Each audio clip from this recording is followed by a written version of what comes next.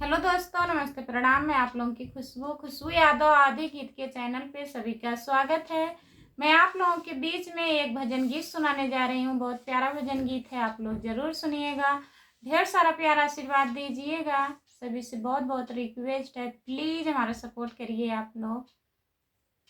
चलते परान तेरी आया कैसे रोऊ हो रामा, चलते परान तेरी आया कैसे रोऊ हो रामा, अपनी हम करनी रामाया से बिगाड़े हो रामा, तुलसी उखाड़ी हम घोरवा लगवली हो रामा, तुलसी उखाड़ी हम घोरवा लगवली हो रामा, तुहरे नैहरवा धाना भैया से भतीजवा हो रामा, तोहरे नैहरवा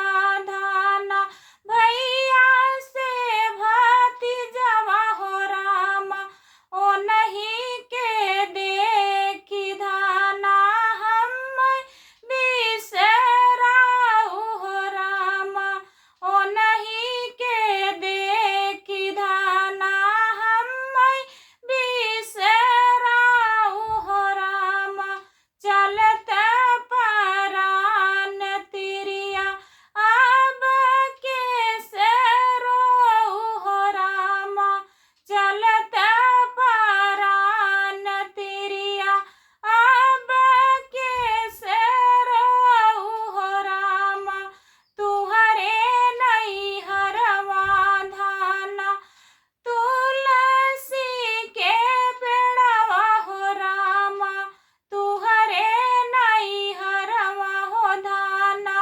तुलसी के पेड़वा हो रामा, ओनहु के पूजी धाना हम बिसराऊ हो रामा, ओनही के पूजी धाना हम बिसराऊ हो रामा, चलते परान तिरिया अब कैसे रोऊ हो रामा, चलते परान तिरिया अब कैसे रोऊ हो रामा। कैसा लगा दोस्तों, कमेंट में बताइएगा आप लोग। तब तक के लिए बाय बाय।